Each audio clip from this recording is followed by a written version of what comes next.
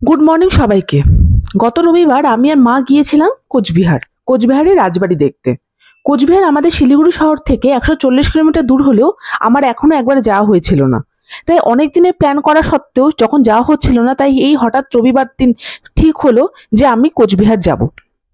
তা আর যেটা না বললেই নয়, এখন যখন আমরা সরকারি সংস্থাগুলোকে একটু পারলে অ্যাভয়েডই করি, যেমন গভর্নমেন্ট হসপিটালে রাশের জন্য আমরা যাওয়া বন্ধ করেছি, গভর্নমেন্ট স্কুলের থেকে বাচ্চাদের আমরা প্রাইভেট স্কুলে পড়ানোর দিকে ঝুঁকি দিয়েছি, গভর্নমেন্টের যে কোনো অফিসে গেলে আমাদের যখন অনেকবার পাক মারতে হয়, সেজন্য আমাদের কাজ করতে কিন্তু অনেক দেরি হয়। গভর্নমেন্ট ব্যাংকের পরিষেবাও কিন্তু প্রাইভেট ব্যাংকের পরিষেবার মতো ফাস্ট হয় না। কিন্তু এইসব কমপ্লেনগুলোর মধ্যে গভর্নমেন্ট বাসগুলির পরিষেবা আমাদের শিলিগুড়ি থেকে অ্যাটলিস্ট নর্থ বেঙ্গলের বাসগুলো কিন্তু খুব ভালো। আমি ইচ্ছা করলেই গাড়ি বুক করে কোচবিহার যেতে পারতাম, কিন্তু এটার কিন্তু দরকার হয়নি।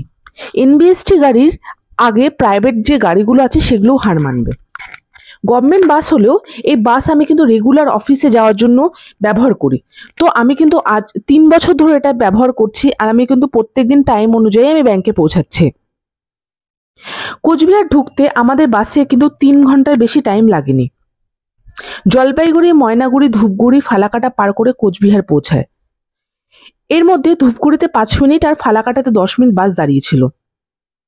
মাত্র 238 টাকায় আমরা দুজন মিলে, মা আর মেয়ে মিলে শিলিগুড়ি থেকে কোচবিহারে পৌঁছে যাই। রাস্তায় ছিল লম্বা তিস্তার ব্যারেজ আর ছোট ছোট অনেক গ্রাম, অনেক ফসল হয়ে আছে মাঠে। কাগজ তৈরির জন্য রাস্তায় কিন্তু গাছের যে ফাইবারগুলোকেও ওরা রোদে দিয়ে রেখেছে। এর থেকে বুঝতে পারলাম যে কাগজ তৈরির কারখানা কিন্তু এর মধ্যেই আছে। তো এগুলো অতিক্রম করে মোটামুটি 12টা 20-র দিকে আমরা কিন্তু কোচবিহার শহরে পৌঁছাই।